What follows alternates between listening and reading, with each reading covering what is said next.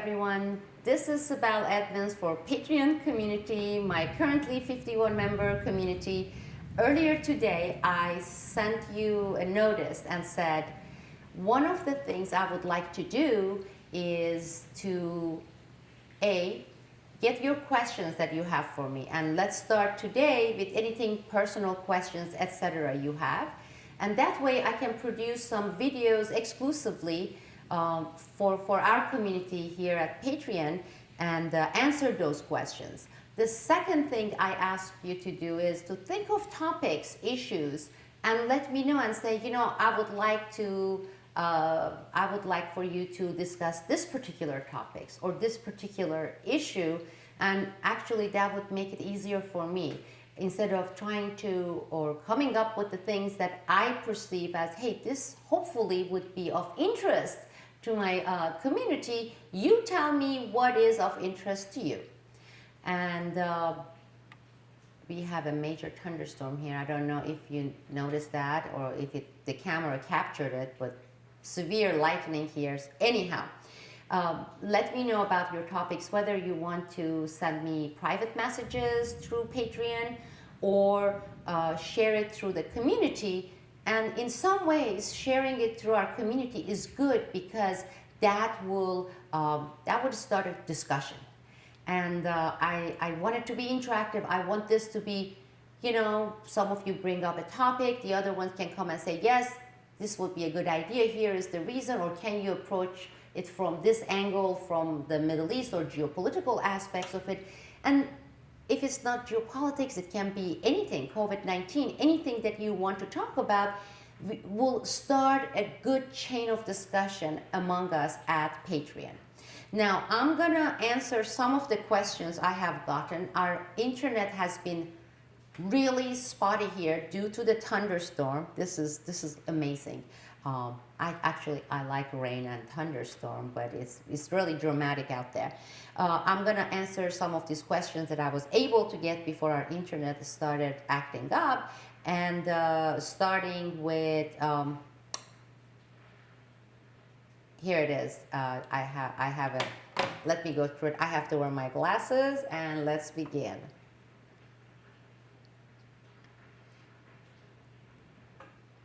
I have a well thought out long question, and I don't mind long. As you can see, when I go on and on about things and talk, I like to put lots of examples, I put context.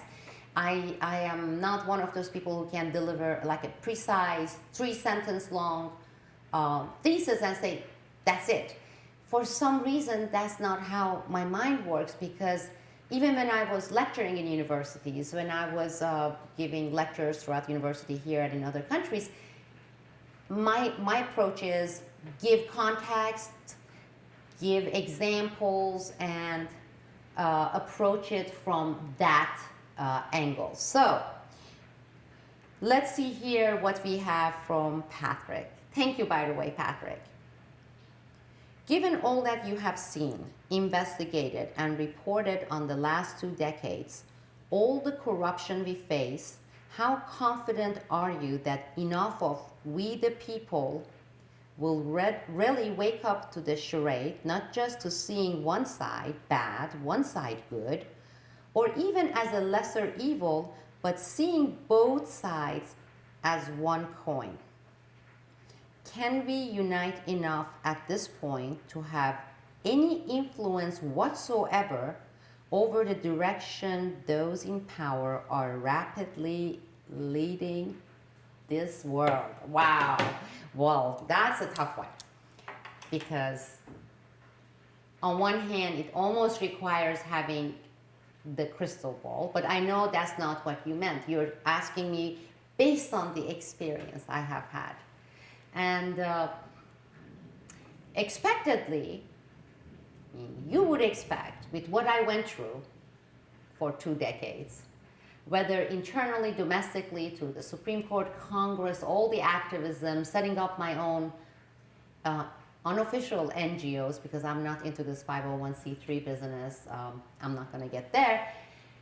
You would think I would be so jaded and cynical, because how could you not, right? Because if I look at it, for me, at least from my own perspective, I have lost because I said, court's gonna work. We can do it. Didn't work. Congress, okay, if we get 150,000 people signing this, all together do it, and more whistleblowers coming forward. Didn't do it. Didn't make a dent in this corrupt system in Congress. Media, even media. So based on that experience, you would think I would be so jaded and say, screw it. You know what? I give up. It's not going to happen. All I see is things are getting worse. And actually, things are getting worse in many ways. That's true. But had I gone with that instinctive, cynical, but rational thinking, I wouldn't be doing this, right? In fact, this was part of the reason I packed and said, okay, first of all, I want my daughter to grow up multilingual. I want her to have at least 4 languages by the time she's 18. She has 2 of those totally down pat, fluent, like mother tongue. And she studied on Russian, and she was getting there. Now we are here, but she was studying Russian there, and she's almost 12. But also, I wanted to explore other venues for other interests that I have, both for financial reasons, because it would be far more fulfilling, but also things that are not so hard, so consuming. Because people say, well, how come you're always so smiley and upbeat and smiling? I guess that's my makeup outwardly in public, because even during those hardest times, between 2002 and 2012, that included fighting to publish my own book because government wouldn't let me publish even the title of my book. This is not how I felt inside, and it's not how I usually feel inside. I was really affected. I'm less affected because maybe part of me is getting tougher. But also, to answer your question, I am not giving up. I am not giving up on hope, because once we do that, really, then there is nothing. I mean, there is nothing that in any way meaningful, neither for me or for the person who I value the most in life currently. You know, it used to be only my father, but he passed away in 2000, and now it's my daughter, okay? I'm thinking of the world, the kind of the world I want to see for my daughter.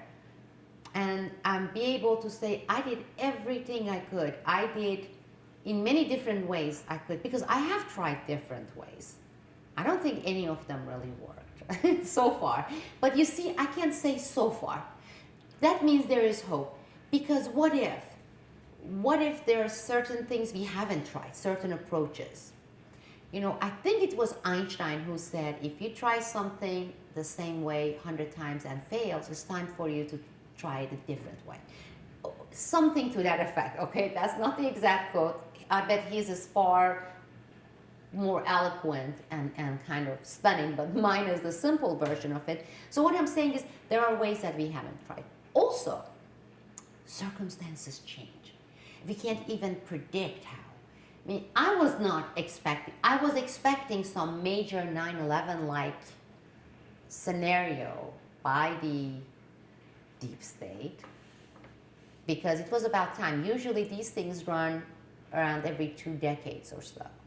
But I was not expecting it to be this flu, this coronavirus, and in this way, and the way it played out. I couldn't have predicted that, okay?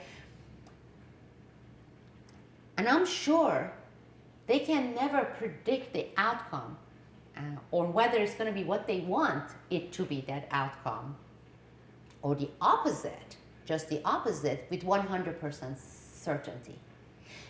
What I'm trying to say is action, reaction. So in this equation, for things to work for the deep state, people should react to what they are doing in a certain way, okay? Otherwise, it won't work. And sometimes circumstances can quickly take unexpected turns. And with that, people can react so unexpected by the deep state, and that would bring change. Because if we say, no matter what they do, it's working, because it has been working, come on, admit it, because majority fall for it. No matter how many times we scream and set up alternative media sites. Look at the Iraq situation with the WMD. We yelled and screamed and nobody wanted to pay attention. Then we got it documented. We even got them, the deep state, even Bush Cheney. They came and admitted, oh yeah, we lied to you. There were no WMDs. We went there and killed 500,000 people and did all this stuff, and there were no weapons of mass destructions there. The worst part for me was, once that happened, there was no reaction from the people for accountability, or how would I say it, the lack of outrage, right? I mean, even from some of those people, the soldiers, military members, Americans who lost their lives there, or they lost their legs, they lost their arm, you would think we would hear from them and their family members saying, really, you lied about it, and I lost my limbs, okay? My son lost his both arms because you lied and you took our sons there, okay? The losses are million times, hundreds of thousands of times greater on the other end. So I'm not saying, oh, American lives only matters. But you know what I'm trying to say. And it didn't happen. That reaction didn't come. And my initial reaction to that would be, heck with that. I don't want to deal. I mean, there has been time that I have said that. I'm disgusted. I don't want to do this. I don't want to deal with these people. I'm so tired of people being so apathetic. I don't even know what it would take to get them act. And millions of people, not all of them, not the majority, let's say 300, whatever, 80 million people in the United States. You get 3 million people with the resolve, okay? Get up and say, we have the resolve and we're going to put an end to this nonsense, to this evil, okay? Let's simplify it further, evil. And we would. All it takes that. How many percent of 380 million is 3 million? And why in the world can't we get 3 million rise up? It's very similar to like the story of the Jewish people in concentration camps, and you would say, and all the Germans around. Well, if the population and these people in the camps, they rise up, all the Hitler soldiers were what, 200,000, 400,000? They could have stopped that nonsense, but they didn't. There was this frozen reaction, not doing anything. And that story keeps repeating itself and keeps repeating itself. But who says something won't happen that would change that? Maybe it would be a massive economic meltdown. You know, we saw that Occupy Wall Street movement, and then it got co-opted by all the deep state's own NGOs. It didn't go anywhere. But first, something was starting. And they're very good in coming and co-opting it. Something can start again. I know I'm going like a long way because as I'm answering you, I'm thinking out loud that I'm doing both things. I don't have notes here, and I hope you see where I'm coming from. That no, I haven't given hope despite all this stuff. Okay, and yes, there are many times that I feel like that Don Quixote. Okay, Cervantes' Don Quixote. There are so many darn windmills, and I'm there on this old donkey. Whether that donkey is my video podcast, whether it's going to Congress with the petition, that is my sword. Okay, those different swords I've used, and none of them have worked, and my sword's been bent. Okay, throwing out, getting another sword, and see that one bent, throwing that one out. You see the analogy? No, and I hope you won't. I hope you won't for not us only, but for the ones to come, you know, the generations that are gonna be here, because it is getting worse. It is getting worse. Okay, that was one, and I know there's a part 2 to your question, and I hope others are finding this interesting, because I find your eloquently written questions and the the notions here very interesting. Is like someone who has common sense. Let me put it that way. Based on your experience and research, do you believe we will have an actual election in November? Or do you expect something to happen whereby it will either be postponed or somehow negated? It's interesting because last night we were having dinner with our friends here in Naples, Florida, and this same topic came up. And one of the ladies there, she said, at the dinner table, she said, they're going to cook up something. There's going to be something, and this election is not going to happen. I want to tell you something. We were at this point with George Bush election in re-election in 2004. Okay, who was he running against? Al Gore? Was it Al Gore? Anyhow, but we went through the same questions because all the things were happening with terrorism, and we were in this code red alert. And in fact, they were throwing that notion idea because they were testing the waters. They were testing the people's reaction to see, can we go that far? Can we go that far? They said they may postpone or delay it. And this was for 2004 elections. Go dig it up and you will see that. It was in the news. They were saying because terrorists are not going to sit idle. In fact, they may even target some of these places where people are going to vote. And people even made it slam dunk. They said it's going to happen. It didn't. Now, there are two things that are conflict with each other here. One is, at the same time, we say the system is rigged, and we believe that. I believe it. Like even the outcome of the votes and the softwares that govern it. If you think of it, it's rigged right from the start, okay? And you use one of these analogies, terms that I used to write about and talk about a long time ago. I used to refer to it as the two sides of the same coin, that the deep states give us two candidates, and both candidates are theirs. One is red, the other one is blue, but both are deep state. And they tell us to go and pick. And no matter what, they win, okay? It's like a coin that is head-head or tail-tail. It doesn't have head or tail. If you look at it from that angle, you would say, why would they even bother? Because they have it rigged anyway. They give us their candidates anyway. They monopolize those software governing these voting booths anyway.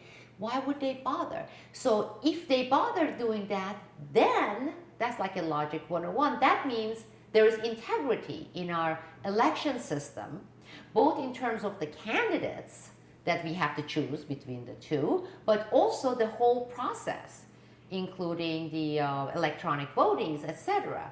Even that is inconclusive. So did I answer that even for myself? Do I think it will happen? No, but I think a lot of things are going to happen between now and then, okay? I tell you what I was really surprised about, and that was the recent comment made by President Trump. He came out after being pro-states, making their own rules regarding this COVID. Some of the stuff are commonsensical, and we all know he likes to talk, and he says a lot of things, but when it comes to action, a lot of them stays in talk only so far. Okay, he hasn't been there for that long, but long enough.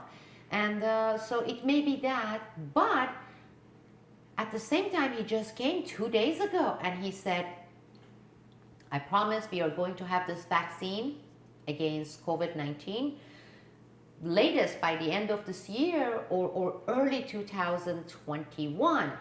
And it's going to be mandatory. And I'm going to deploy the military army to go door to door and, vaccinate people. I'm like, did I hear this right? Think about it. Where did that come from? What is that about? And if that's exactly what he wants to do, and he's saying what he thinks and he wants and what he's planning, Well, how much of really difference we're going to see? I still think there will be a major difference. The other thing I want to bring up is, and that is one of my working hypotheses with the COVID-19, is we started seeing this pendulum swing towards nationalism globally.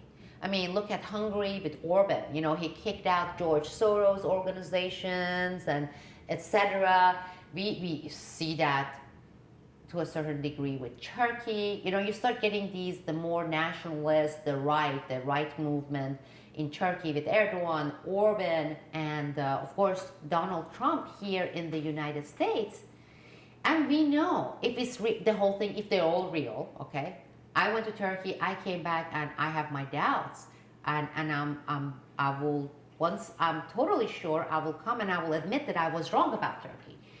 I thought it was towards independence, even though it was towards right, and I don't think things are what they seem to be. So at least that much I made up my mind on, that it was, a lot of it was for show only, but that's another topic for another time.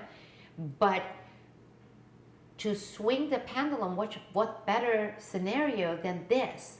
Because this is bringing back the government takes care of you, because they can have this pandemic, national, global disaster, lock down the entire people, put mom and pop businesses out of business, and then say, don't worry, we'll take care of you, you know, we'll send you, what was it they were handing out from our own tax money, that right now they're not gonna be getting it for long, people not working, $1,200.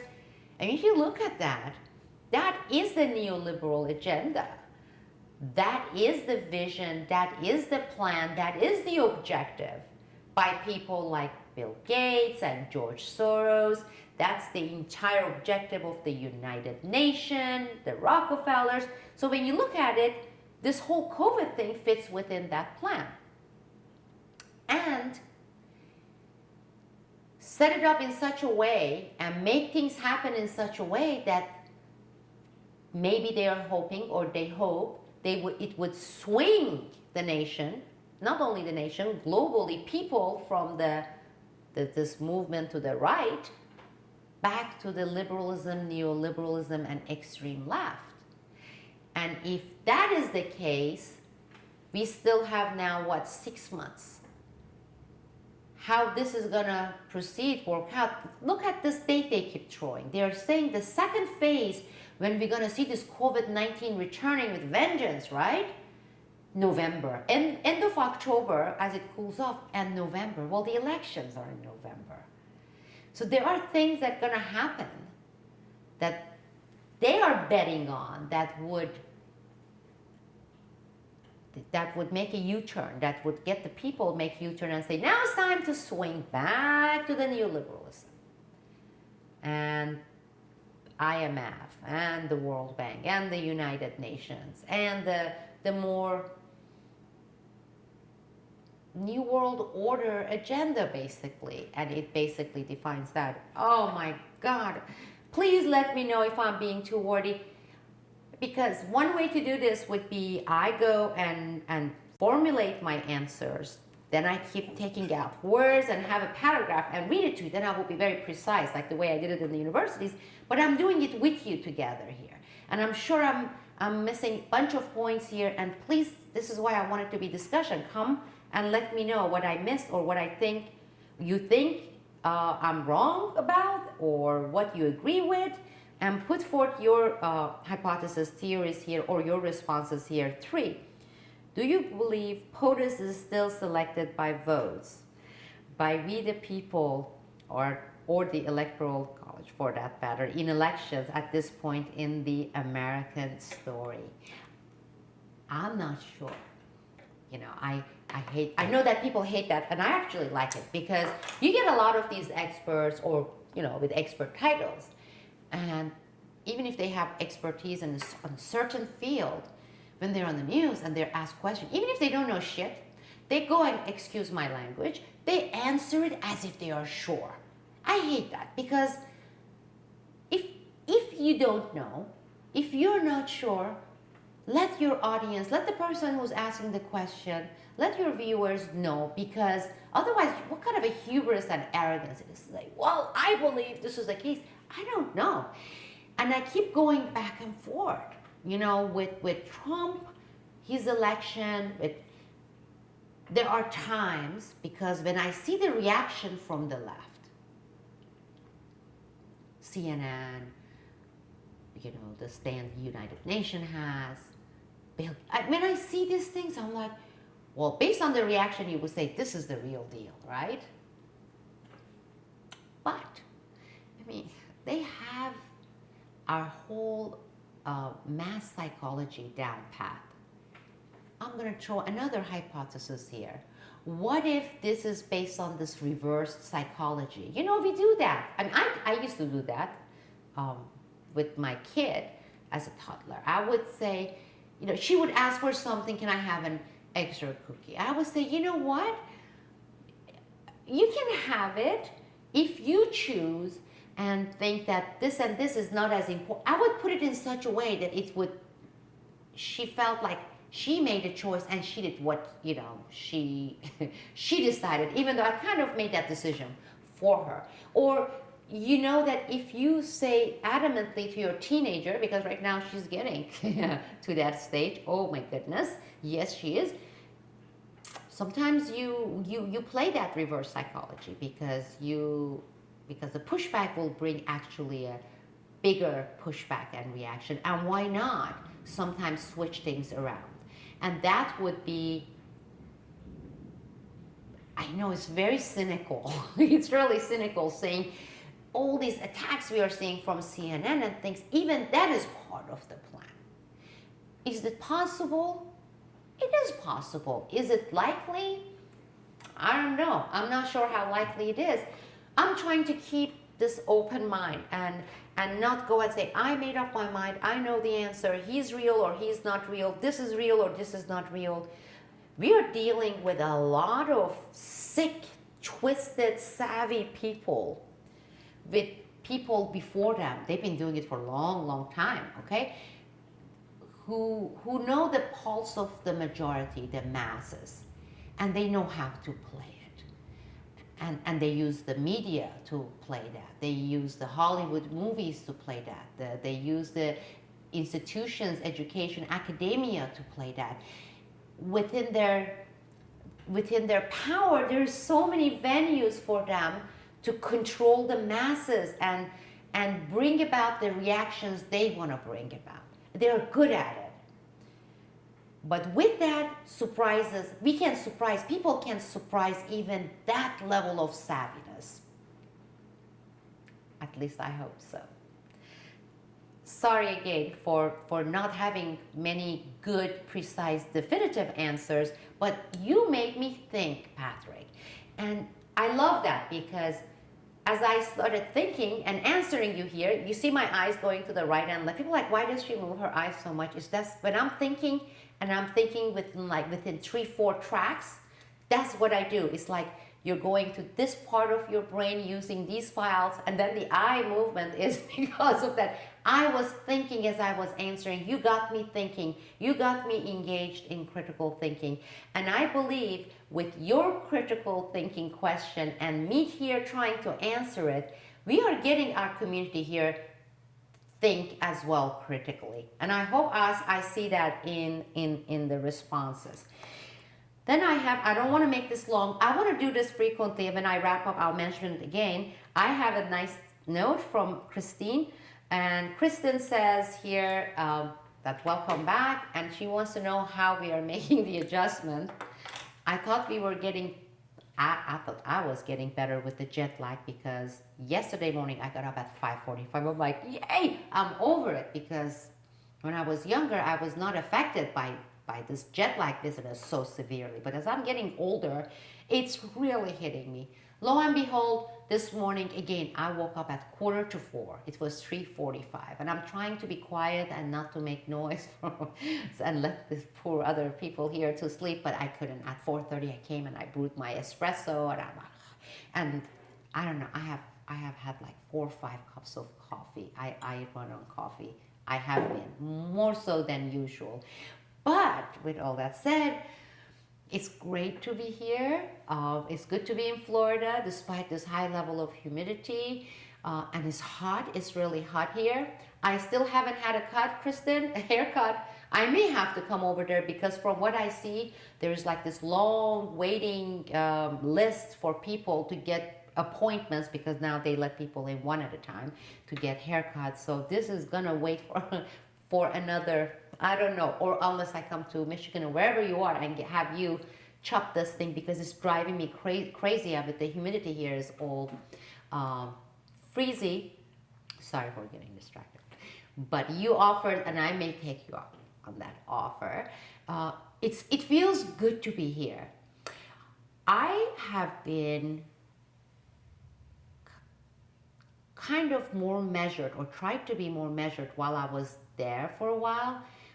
I got to see a lot of different things that opened my eyes while I was in Turkey. Because before I went there, I got my stuff from some people, from the news media outlets there, and that made me get much more cautious about things. Now I feel like there are all these things bottled up, but more than anything, I am so alarmed because I never thought here in the United States they could go, the deep state, the neoliberals, the powers. I did not think they could go this far and push this far with not much reaction. And we are fortunate. We are having, I mean, they said 1/3 of people who were surveyed, they said they are adamantly opposing, and these include President Trump's own supporters, this mandatory vaccination. Nowhere else in the world you have those numbers. In Turkey, mandatory vaccination, they already announced they're going to do it. I have not seen one, whether in the media, whether in the social media in Turkish, people saying this is insane, this is, we have to do. No, everybody's saying, yes, please give us the vaccine. Thank God I'm here. For that reason, because I'm not saying I'm anti-vaxxer in general. I'm opposing all the vaccines. No, my daughter has had certain vaccinations that I believe is appropriate for her to have. When we are traveling to certain parts of the world, I take her with me to Africa. I have taken her with me to Vietnam, all over the world. She has gone with me to India. And if you're going to India or Vietnam, and I know certain thing is like rampant there, I do risk calculation and I decide upon that. Then I study the brand and what is included in that vaccine. I'm making informed choices. But this thing that has not been studied, tested, even for 2-3 years, these things need to be tested for at least 5 years. Okay, and I'm coming from family who comes from the medical background. Okay, doctors and surgeons, my uncles, pharmacists. Therefore, the positive note, we get 1/3 of Americans who were surveyed saying, heck no, this is wrong, and I don't support that. And so for that reason, it's good because I believe the chances of doing something, resisting this, is far greater here than anywhere else in the world. And I'm the international person here. I'm the one who has lived in so many countries. And with this nation, with our country, our people, there's millions of people who are saying, hey, we have common sense. We're not going to give up on common sense. If and when we start doing things, that also would spread globally. You have no idea how much people are looking to see what people in the US are going to do, and they go and emulate it. Even the ones who don't like the Americans, the ones who don't like us, okay? They have this thing, well, this is this, and they're doing it in the US. Like with this lockdown, they kept using that weapon, the government and authorities there. Look, they're doing it in San Francisco. See, we are doing the right thing. We are doing what US is doing, what California is doing. And that gives people in Turkey like this level of comfort. Oh, if Americans are doing, they have all the great scientists and experts, it must be the good thing. Seriously, that's how they think. So if and when, and I hope we will, I'm here to fight for that and do it, we resist and start doing things, it will spread, and it will spread globally, not here within the country only, but it will spread globally. Glad to be back here. I want to do more things. I want to expand this Patreon community. I want to expand this Newsbud community, but I don't have time to wait for years. I want us, with this common sense, without getting into this crappy fights about you're red, I'm blue, you're this, you're not pro-Trump, you're... I don't want that. I want us to just think with common sense and together start putting it into action. Trust me, if you tell me, and if I can afford it, and say, look, we have this thing in Michigan, we would like for you to join us, and there will be some speaking, I will come. Okay, I will come and I will stand by the people there. I will add my voice, I will add my body. I want to do this thing not only in theory and in talk and yakety thing that I'm doing. I want to show that, yes, I'm not saying you guys get up and oppose it, protest it. No, I want to do it with you. I want to do it with you, whether it's in Arizona, whether it is in New Jersey. I want to participate, because we all need to think that way. Don't constantly wait for others to do it or expect others to do it. And you agree, you're not, but you say, yeah, I'll cheer for you. You go ahead and do it. Not that, go girl. Not only that, but to really, each one of us to say, I'm crucial in this thing. My presence, my participation in this is extremely crucial. And that's what I'm saying. Mine is, I believe, and yours is, Kristen, and yours is Patrick, and Mo, and Michelle in France, and Ruth. Every single one of us count. Every single voice counts. And another way of answering Patrick, no, I haven't given up. I still think we can. We at least have to try and keep trying. And I'm going to die trying. There may be momentary pauses here and there where I get so pissed and I get so depressed and I say, ugh, go away. I don't want to have anything to do with any of you anymore. Give me a few days, maybe sometimes a couple of weeks, and I usually turn around. I come back and say, no, the alternative is worse. Let's do something. Love you all. Appreciate your support. Please let others know. I'm sure you know other people that you know from work, from family members, from neighbors, from wherever. Bring them here to this community and let's think together, let's talk together, let's take action together. And let's do this thing more often. Send me ideas for topics. I may not be able to do every single one of those. And for some of those, I may say, I just don't know. And trust me, I will be telling you, if I don't know something, if I have doubts about something, I will let you know. Because honesty is the key, and just be honest, be open, have integrity. Don't go and say, oh, I know everything. Suggest topics, questions, and I will try my best to answer, provide answers to as many as I can, and work on the topics that we find interesting together. Have a great day. Have a great week. I will be with you soon. Bye.